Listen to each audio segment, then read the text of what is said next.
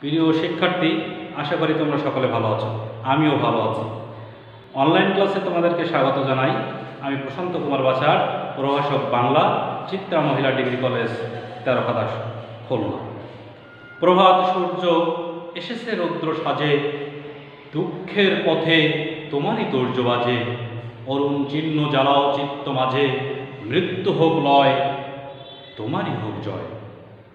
চারিদিকে করোনা নামক মহাব্যাধিতে আক্রান্ত সারা বিশ্ব। এর মধ্য থেকেও পড়ালেখাকে চালিয়ে যেতে হবে। ঘরের মধ্যে থেকে স্বাস্থ্যবিধি মেনে তোমরা তোমাদের পড়ালেখা চালিয়ে যাবে। আজকে তোমাদের আমি একাদশ শ্রেণীর বাংলা প্রথম পত্রের একটি গল্প পড়াবো। গল্পটির নাম অপরিচিতা। অপরিচিতা বিশ্বকবি রবীন্দ্রনাথ ঠাকুরের লেখা এই গল্পটি। আমরা প্রথমেই আগে পরিচিতি, লেখক পরিচিতিটা আগে পড়ব, তোমাদেরকে জানাবো, এরপরে চলে যাব আমরা গল্পে। তাহলে আমরা একটু বোর্ডের দিকে তাকাই, বোর্ড দেখে নিই। লেখক পরিচিতি আছে লেখা, লক্ষ্য করো সবাই। অপরিচিতা রবীন্দ্রনাথ ঠাকুর। গল্পটির লেখকের নাম রবীন্দ্রনাথ ঠাকুর। পিতার নাম মহর্ষি দেবেন্দ্রনাথ ঠাকুর। মাতা সারদা দেবী। জন্ম 7ই মে 1861 খ্রিস্টাব্দে। জন্মস্থান কলকাতার জোড়াসাঁকোর ঠাকুর পরিবার। নিশ্চয়ই তোমরা জানো, বিশ্বকবি রবীন্দ্রনাথ ঠাকুর এমন কোনো সাহিত্যের শাখা নেই যেখানে তার স্পর্শ নেই। সমস্ত জায়গায় তার স্পর্শ রয়েছে। তো তিনি ছোট গল্প, উপন্যাস, কবিতা, ভ্রমণ কাহিনী, প্রবন্ধ সব কিছু লিখেছেন। এর মধ্যে আজকের যে আমি তোমাদেরকে পড়াবো সেটি হচ্ছে তার অসাধারণ একটি গল্প। সেই গল্পের নাম হচ্ছে অপরিচিতা। বলছিলাম তার পরিচয়ের বিষয়ে, বলছিলাম তার সাহিত্যকর্ম। তোমরা নিশ্চয়ই জানো রবীন্দ্রনাথ ঠাকুরের অনেক তিনি কবিতা লিখেছেন, উপন্যাস লিখেছেন, নাটক লিখেছেন, সেরা সেরা অনেক লেখা রয়েছে। এর মধ্যে নিশ্চয়ই তোমরা জানো যে একটি কাব্যগ্রন্থের জন্য তিনি নোবেল পুরস্কার পেয়েছিলেন, যে কাব্যটির নাম সবাই আমরা জানি, গীতাঞ্জলি। তো এটি আমরা মনে হয় জানি না যে কোন গীতাঞ্জলি কাব্যের জন্য তিনি নোবেল পুরস্কার পান। যদি প্রশ্ন করা হয় যে রবীন্দ্রনাথ ঠাকুর কোন কাব্যগ্রন্থের জন্য নোবেল পুরস্কার পান, সবাই কিন্তু বেশিরভাগই উত্তর দেবে যে গীতাঞ্জলি কাব্যগ্রন্থটির জন্য। কিন্তু তোমরা আজকে একটি সঠিক তথ্য জেনে রাখো, সেটি হচ্ছে আসলে বাংলা গীতাঞ্জলি কাব্যের জন্য তিনি কিন্তু নোবেল পুরস্কার পাননি। এটি ইংরেজিতে অনুবাদ করা হয়, নাম দেওয়া হয়েছিল সং অফারিংস।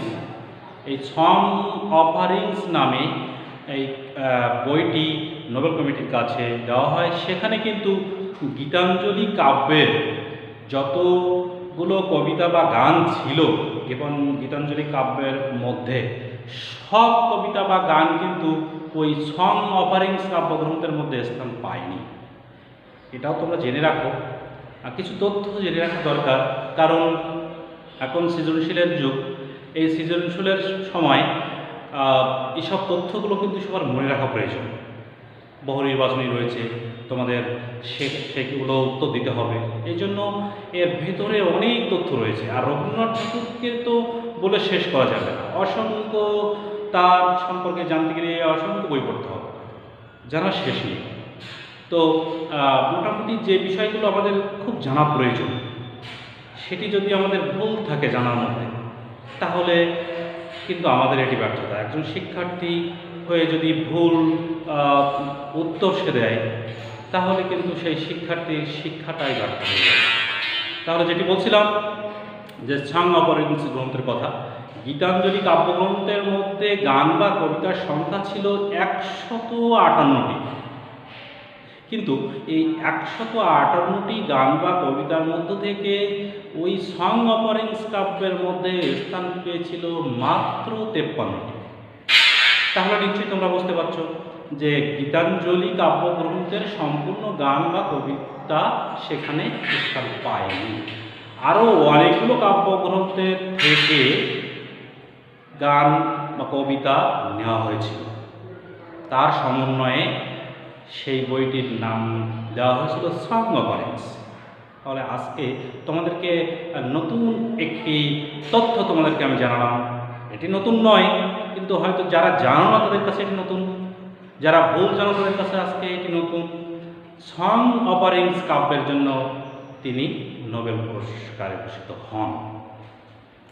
এরপরে সাহিত্যকর্ম রয়েছে মানসী, সমাপ্তরী, বলাকা, গীতাঞ্জলি ইত্যাদি।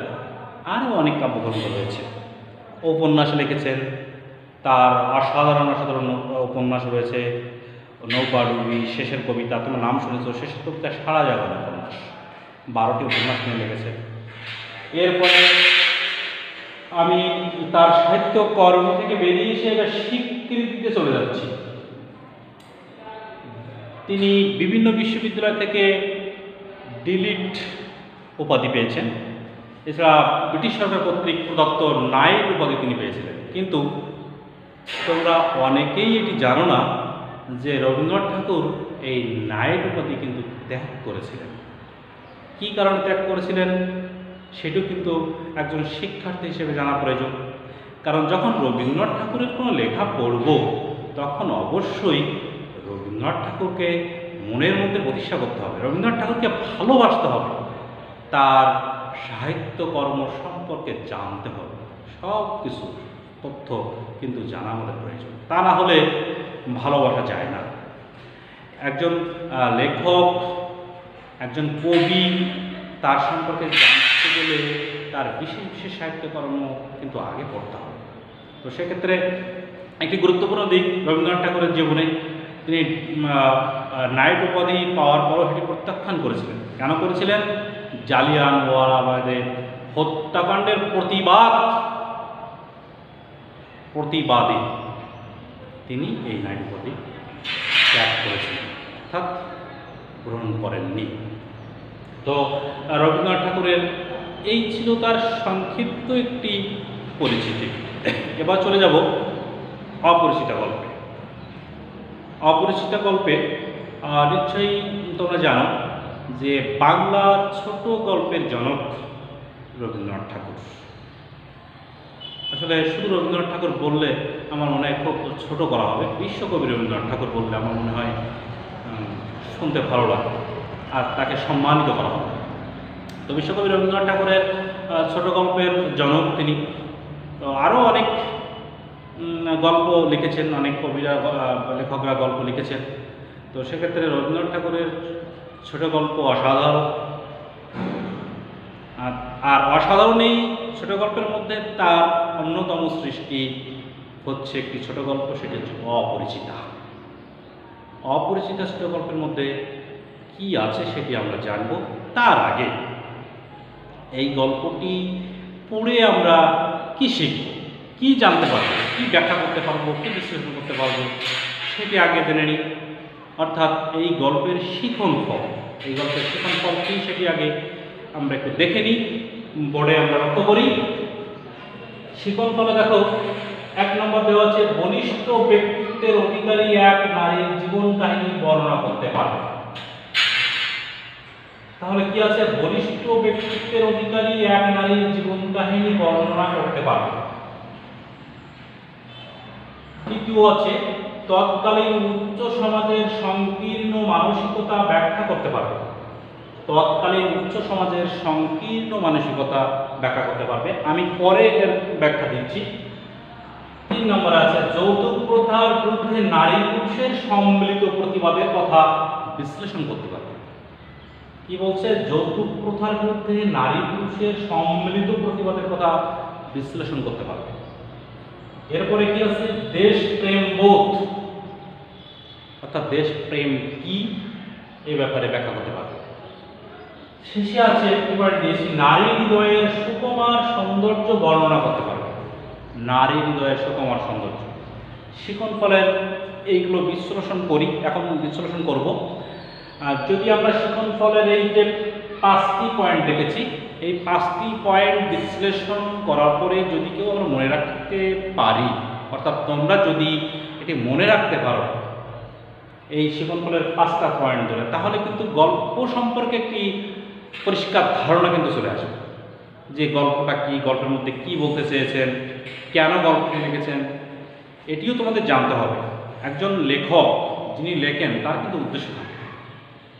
মনে করো একটি মালা গাঁথতে গেলে কিন্তু একটি ফুল দিয়ে একটি মালা গাঁথা যায় না, তাহলে একটি মালা গাঁথতে গেলে অনেকগুলো ফুলের প্রয়োজন হয়, অনেকগুলো ফুল দিয়ে কিন্তু একটি মালা গাঁথতে হয়, তাহলে অনেকগুলো ফুলের সমন্বয়ে একটি মালা তৈরি হয়। ঠিক গল্পের মধ্যেও কিন্তু একটি দিক নির্দেশ করেন, অনেকগুলো দিক নির্দেশ করেছেন। এই শৃঙ্খলার মধ্যে কিন্তু সেই অনেকগুলো দিকের 5টি পয়েন্ট কিন্তু আমি দেখি। প্রথমটা কি আছে, বলিষ্ঠ ব্যক্তিত্বের অধিকারী এক নারীর জীবন কাহিনী বর্ণনা করতে পারবে। বলিষ্ঠ ব্যক্তিত্বের অধিকারী, আমরা জানি পুরুষ শাসিত সমাজে নারীরা চিরকালেই অবহেলিত। আজও যে অবহেলিত নয় তা নয়, তবে আগের তুলনায় কিছুটা কম। তাহলে প্রথম পয়েন্টটি আছে, বলিষ্ঠ ব্যক্তিত্বের অধিকারী এক নারীর জীবন কাহিনী বর্ণনা করতে পারে। এই গল্পে অর্থাৎ অপরিচিত গল্পে বলিষ্ঠ ব্যক্তিত্বের অধিকারী এক নারী হচ্ছে কল্যাণী। এই কল্যাণীর জীবন কাহিনী এই গল্পে বর্ণনা করা হয়েছে। অর্থাৎ জীবন কাহিনী বলতে এই কল্যাণীর বিবাহকে কেন্দ্র করে তার জীবনে ঘটে গিয়েছে এক বিষাদময় এক কাহিনী, সেটি কিন্তু এই গল্পের মধ্যে ফুটে উঠেছে। এ কারণে বলা হচ্ছে যে বলিষ্ঠ ব্যক্তিত্বের অধিকারী এক জীবন কাহিনী, এক নারীর জীবন কাহিনী বর্ণনা করতে হবে। এবং কল্যাণী প্রতিবাদ করেছে এই বিবাহকে কেন্দ্র করে, কল্যাণীর জীবনে ঘটে যাওয়া কাহিনী, সেখানে তিনি দৃঢ় প্রতিবাদ করেছে। 2 নম্বরে কি আছে, তৎকালীন উচ্চ সমাজের সংকীর্ণ মানসিকতা ব্যাখ্যা করতে পারে। তৎকালীন উচ্চ সমাজের সংকীর্ণ মানসিকতা ব্যাখ্যা করতে পারে। তৎকালীন উচ্চ সমাজের, নিশ্চয়ই তোমরা জানো যে আমাদের সমাজ ব্যবস্থা, অর্থাৎ এই গল্পটি যখন লেখা, নিশ্চয়ই তোমরা জানো যে গল্প অপরিচিতা গল্পটি প্রথম প্রকাশিত হয় প্রমথ চৌধুরীর সবুজপত্র পত্রিকায় 1914 সাল। তাহলে নিশ্চয়ই এটি পরিষ্কার 1914 সাল মানে কি, তখন বিশ্বযুদ্ধ চলছে, অর্থাৎ 20 শতকের দ্বিতীয় দশক, যুদ্ধবিধ্বস্ত সময়ের কিন্তু একটি ছবি এখানে তুলে ধরা হয়েছে। তো এই 20 শতকের গোড়ার দিকের যে সময়টি ছিল, সেই সময়ে নারীর কথা বলা কিন্তু অত সহজ ছিল না। সেক্ষেত্রে নারীকে প্রতিবাদ করে বেরিয়ে আসা আরও কঠিন ব্যাপার ছিল, এবং প্রতিবাদ করার মতো সাহসিকতা সবার মধ্যে ছিল। এই গল্পের মধ্যে কল্যাণীর মধ্যে সেই প্রতিবাদ করার মতো সাহস লক্ষ্য করা গিয়েছে। অর্থাৎ সমাজের মধ্যে এমন 2-1জন নারী ছিল যারা প্রতিবাদ করেছিল এবং প্রতিবাদ করে প্রতিষ্ঠিত হয়েছে, প্রতিষ্ঠা করেছে, সমাজে নারীর অধিকার প্রতিষ্ঠা করেছে। তেমনি একজন নারী হচ্ছে এই গল্পে নারী চরিত্র কল্যাণী। তৎকালীন উচ্চ সমাজের সংকীর্ণ মানসিকতা, সংকীর্ণ ছোট মানসিকতা, উচ্চ সমাজে সমাজ ব্যবস্থাটাকে হিন্দু সমাজে ভাগ করা হয়েছিল, উঁচু নিচুর একটা প্রভেদ ছিল, ভাগ করে দিয়েছিল। যাদের অর্থ সম্পদ রয়েছে, ধন দৌলত রয়েছে, তারাও যাদের নেই তাদেরকে সবসময় নিষ্পেষিত করে রাখত এবং তাদেরকে সংকীর্ণ দৃষ্টিতে দেখত, তাদেরকে অবহেলিত করে রাখত, অর্থাৎ অবহেলা করে রাখত, অবহেলার চোখে দেখত, তাদের বঞ্চনা, শোষণ, নির্যাতন তাদের করা হতো। এ পর্যায়ে কি বলছেন যে তৎকালীন সমাজে উচ্চ সমাজের সংকীর্ণ মানসিকতা, ওই সময়ে মানুষের উচ্চ মানসিকতা ছিল না, খুব নিম্ন মনের মানসিকতা ছিল, অর্থাৎ উঁচু নিচের মধ্যে একটা প্রভেদ, জাত নিয়ে প্রভেদ, এসব বিষয়ে এই গল্পের মধ্যে স্পষ্টভাবে ফুটে উঠেছে। এরপরে কি আছে, যৌতুক প্রথার বিরুদ্ধে নারী পুরুষের সম্মিলিত প্রতিবাদের কথা বিশ্লেষণ করতে পারো। যৌতুক প্রথার বিরুদ্ধে নারী পুরুষের সম্মিলিত প্রতিবাদের কথা বিশ্লেষণ করতে পারো। রবীন্দ্রনাথ ঠাকুর ইতিপূর্বে তার লেখায় এই যৌতুক প্রথার বিরুদ্ধে নারীর অবহেলিত রূপ ইতিপূর্বে তিনি কিন্তু তার গল্পে, তার লেখায় ফুটিয়ে তুলেছেন। এই গল্পে নারী আর পুরুষের সম্মিলিত প্রতিবাদে প্রথম তিনি এই গল্পের মধ্যে তুলে ধরেছেন। অর্থাৎ নারী যে অবহেলিত হয়ে আসছে দীর্ঘদিন ধরে এবং যৌতুক প্রথার কারণে তারা নির্যাতনের শিকার হচ্ছে, নিজেকে আত্মবলি দিচ্ছে, ইতিপূর্বে তার রচনায় তিনি তুলে ধরেছেন। কিন্তু একই সাথে নারী আর পুরুষের সম্মিলিতভাবে প্রতিবাদটা এই গল্পের মধ্যে কিন্তু তিনি তুলে ধরেছেন। তো সেটা আমরা এই গল্পটি পড়ে জানতে পারবো। যৌতুক প্রথার বিরুদ্ধে নারী পুরুষের সম্মিলিত প্রতিবাদের কথা বিশ্লেষণ করতে পারবো।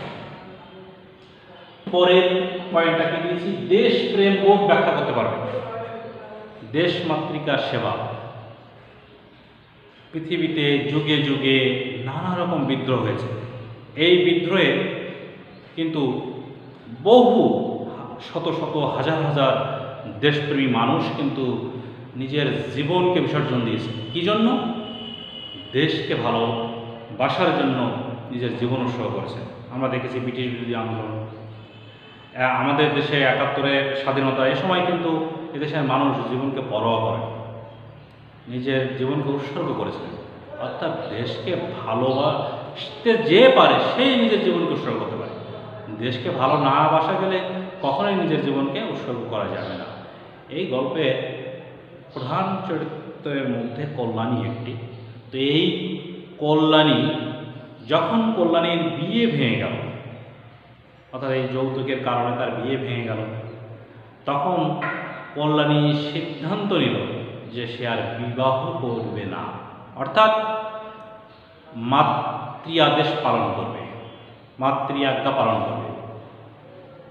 সেটি হচ্ছে দেশপ্রেম, অর্থাৎ দেশ মাতৃকার সেবায় নিজেকে আত্মনিয়োগ করবে, সেটি করেছিল কল্যাণী। তাই বলা হচ্ছে দেশপ্রেম বোধ ব্যাখ্যা করতে পারবে। দেশের প্রতি ভালোবাসা থেকে সে চিন্তা করেছে যে আমার নিজের জীবন এখন উৎসর্গ করব মানুষের কল্যাণে, সেটি কল্যাণী করেছিল। সর্বশেষ একটি পয়েন্ট, নারীর হৃদয়ের সুকুমার সৌন্দর্য বর্ণনা করতে পারবে। প্রত্যেক মানুষের হৃদয় রয়েছে, হৃদয়ের মধ্যে প্রেম ভালোবাসা রয়েছে। এর মধ্যে নারীর একটি সৌন্দর্য তো রয়েছে, সেই সৌন্দর্য প্রকাশ করার জন্য মুখ হয়ে থাকে এবং সেই নারীর মধ্যে যে ভালোবাসা রয়েছে, যে প্রেম রয়েছে, সেই গল্পে রবীন্দ্রনাথ ঠাকুর ফুটিয়ে তুলেছেন। যে কথাটি আমি শিকন ফল আলোচনার পূর্বে বলেছিলাম যে একটি মালা গাঁথতে হলে একটি ফুল দিয়ে একটি মালা গাঁথা যায় না, বা দুটি ফুল দিয়ে কিন্তু একটি মালা গাঁথা যায় না, অনেকগুলো ফুলের সমন্বয়ে একটি মালা গাঁথতে হয়। ঠিক তেমনিভাবে একটি গল্প সার্থক করে ফুটিয়ে তুলতে গেলে অবশ্যই ওই অনেকগুলো ফুলের মতো অনেকগুলো দিক এর মধ্যে কিন্তু তুলে ধরতে হয়। অনেকগুলো দিক যেগুলো বিশ্লেষণ করলাম, একটি হচ্ছে দেশপ্রেমের কথা বিশ্লেষণ। দেশপ্রেম একটি দিক, নারীর হৃদয়ের সুকুমার সৌন্দর্য, প্রেম ভালোবাসা, এটি ফুটিয়ে তুলেছেন। যৌতুক প্রথা, যুগে যুগে সমাজে যৌতুক প্রথার নির্মম বলি হচ্ছে নারীরা, সেটি পূর্ব থেকে আজও পর্যন্ত এটি রয়েছে, সে বিষয়টি এখানে তুলে ধরেছেন। তাহলে এই তিনটা দিক পেলাম। আরেকটা রয়েছে উচ্চ সমাজের সংকীর্ণ মানসিকতা, অর্থাৎ এই সমাজকে উঁচু নিচুর মধ্যে একটি প্রভেদ তৈরি করে রেখেছিল ওই ধনিক সম্প্রদায়ের মানুষরা, সেটিও দিক নির্দেশনা দিয়েছেন, তুলে ধরেছেন এই গল্পের মধ্যে। আরেকটি হচ্ছে বলিষ্ঠ ব্যক্তিত্বের অধিকারী এক নারীর জীবন কাহিনী বর্ণনা করতে পারবে। যুগে যুগে ইতিহাসে আমরা দেখেছি, তোমরা পড়েছ, আমরা পড়েছি যে অনেকই নারীরা প্রতিবাদ করেছেন, প্রতিবাদ করে সমাজে প্রতিষ্ঠা করেছেন, শিক্ষাকে প্রতিষ্ঠা করেছেন, সমাজ থেকে কুসংস্কার দূরীভূত করেছেন। যুগে যুগে এটি দেখা গিয়েছে এবং সেটি দৃঢ় বলিষ্ঠতার সাথে সাহসী ভূমিকা রেখে প্রতিবাদ করেছেন। এই গল্পের মধ্যে কল্যাণী হচ্ছে সেই সাহসী চরিত্র যে প্রতিবাদ করেছে এইসব অনাচারের বিরুদ্ধে, এইসব কুসংস্কারের বিরুদ্ধে, সেটি কিন্তু এই গল্পের মধ্যে ফুটিয়ে তোলা হয়েছে। তাহলে এটি পরিষ্কার হলো যে এই অপরিচিতা গল্পটির মধ্যে রবীন্দ্রনাথ ঠাকুর কি ফুটে ধরেছে, পরিষ্কারভাবে কিন্তু এখন তোমরা বুঝতে পারছো যে গল্পটির মধ্যে কি উল্লেখ আছে। আমি গল্পের মধ্যে একটু সংক্ষিপ্তভাবে একটু পাঠ বিশ্লেষণ যাব, অর্থাৎ সংক্ষিপ্ত আকারে শুরু থেকে শেষ। আবার যদিও শিকন ফলে কিন্তু সব তোমরা বুঝতে পেরেছো যে গল্পটির মধ্যে কী লুকিয়ে আছে, কোন কোন বিষয়গুলো এর মধ্যে আছে, সেটিকে আরেকটি বার আমি সংক্ষিপ্ত আকারে তোমাদের কাছে তুলে ধরব। অপরিচিতা গল্পটি এই অপরিচিতা বিশেষণের আড়ালে এক বলিষ্ঠ ব্যক্তিত্বের অধিকারী নারীর জীবন কাহিনী, যেটি আমি শিকন ফলে বলেছিলাম।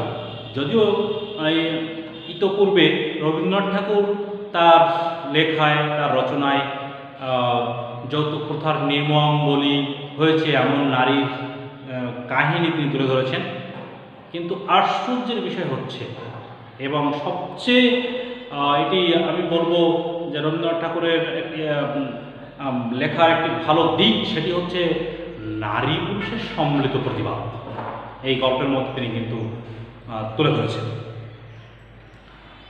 সম্মিলিত প্রতিভা তিনি তুলে ধরেছেন এবং পিতা অর্থাৎ কল্যাণীর পিতার একটি বলিষ্ঠ প্রতিবাদ কিন্তু এখানে রয়েছে, তিনিও প্রতিবাদ করেছেন। দেশ চেতনায় ঋদ্ধ জাগরণে গল্পটি সার্থক হয়ে উঠে উঠেছে। দেশ চেতনায় অর্থাৎ দেশ প্রেম কল্যাণীর মধ্যে, এই দেশ প্রেমের কারণে, এই দেশ চেতনার কারণে গল্পটা কিন্তু সার্থক হয়ে উঠেছে। অপরিচিতা তোমরা জানো, উত্তম পুরুষের লেখা। কথক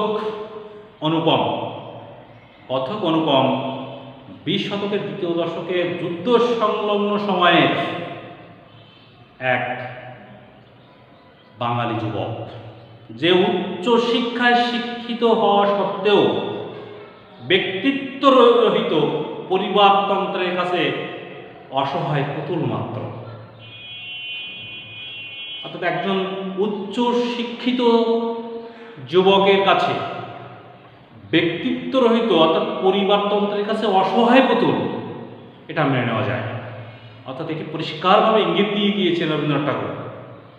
তখনকার সময়ে পরিবারতন্ত্র অর্থাৎ পরিবারের যিনি প্রধান থাকবেন, তিনি যা বলবেন সেটি পরিবারের অন্য সদস্যদের মেনে নিতে হবে। দারুণ মনে রাখার একটি জায়গা সেটি হচ্ছে এই গল্পের মধ্যে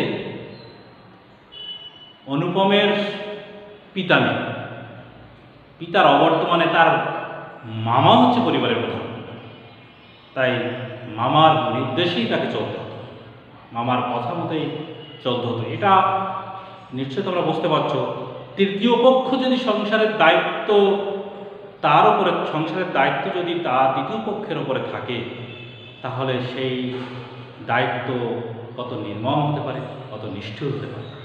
তার কাছে ভালোবাসা বলে কোনো জিনিস নেই। অর্থাৎ তৃতীয় পক্ষের ব্যক্তিতেই কিন্তু সে বুঝিয়ে দেবে, তিনি যাহা বলবেন তাই, অর্থাৎ তার কথা মতোই চলতে হবে। কারো চাওয়া পাওয়া, ভালো লাগা, ভালোবাসা এটি তার কাছে নিতান্তই তুচ্ছ। অনুপমের কাছে সেটি দেখা গিয়েছে। এই জন্যই বলা হচ্ছে যে উচ্চ শিক্ষায় শিক্ষিত এক বাঙালি যুবক, যে ব্যক্তিত্ব রহিত পরিবারতন্ত্রের কাছে অসহায় পুতুল মাত্র, বলা যেতে পারে মায়ের কোলে ঠিক ছোট্ট শিশুটির মতো অনুপম প্রতিবাদ করতে পারে। এই গল্পের মধ্যে তোমরা জানো কন্যা সম্প্রদানের সময় কল্যাণীর পিতার অসম্মতি এই গল্পের শীর্ষ মুহূর্ত, সকলকে হতবাক করে দিয়েছে, সকলকে জানিয়ে দিয়েছে যে যৌতুক কখনোই সমাজে ভালো কিছু বয়ে আনতে পারে না। যৌতুক দিয়ে অসম্মানিত করে একজন কন্যার পিতার কাছ থেকে কন্যা গ্রহণ করবে, এটি হতেই পারে না সমাজে। সেটি প্রতিবাদ করেছেন এবং কন্যা সম্প্রদান থেকে বিরত থেকেছেন। এটি গল্পের শীর্ষ মুহূর্ত।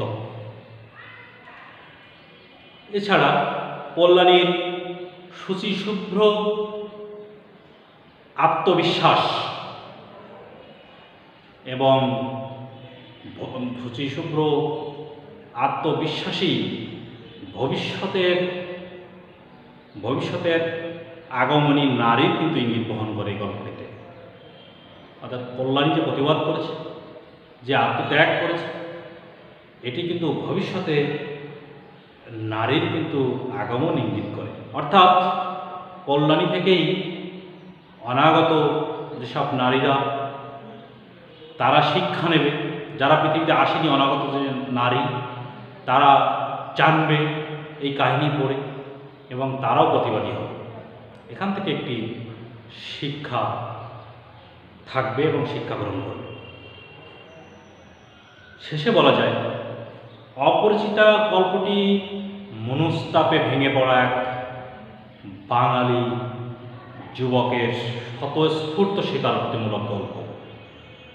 স্বীকার করেছেন অনুপম, তিনি ব্যক্তিত্ব রহিত, তিনি পরিবারতন্ত্রের কাছে অসহায় পুতুল মাত্র। এটা স্পষ্টভাবেই স্বতঃস্ফূর্তভাবে কিন্তু তিনি স্বীকার করেছেন। গল্পটিতে পুরুষতন্ত্রের স্ফুরণ যেমন ঘটেছে, তেমনিভাবে নারীর প্রতি পুরুষের প্রশংসা কীর্তিত হয়েছে এই গল্পের মধ্যে। ওগো নারী, শ্রেষ্ঠ তুমি অবনীশ।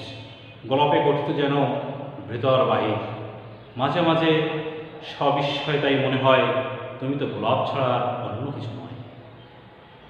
নারী হৃদয়ের কোমল মধুর দিক বিশ্লেষণ করতে যে রবীন্দ্রনাথ ঠাকুর অপরিচিতা গল্পটি লিখেছেন এবং এই অপরিচিতা গল্পের মধ্যে বেরিয়ে এসেছে এই কল্যাণীর বলিষ্ঠ ব্যক্তিত্বের যে দিকগুলো, সেগুলো বেরিয়ে এসেছে। এই ছিল অপরিচিতা গল্পের সংক্ষিপ্ত তার ইতিহাস।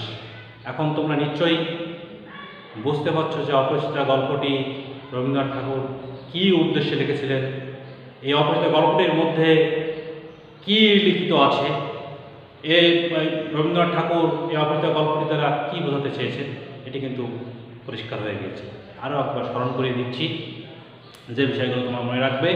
আমি শুরু থেকে আরও একটি বার আসছি, সেটি হচ্ছে আমি একটি কথা বলেছিলাম যে গীতাঞ্জলি একটি বিশেষভাবে তোমাদেরকে বলেছিলাম যে কোন কাব্যগ্রন্থটির জন্য রবীন্দ্রনাথ ঠাকুর নোবেল পুরস্কার পান। এই বিষয়টি কিন্তু বিশেষভাবে আমি তোমাদেরকে বলেছিলাম।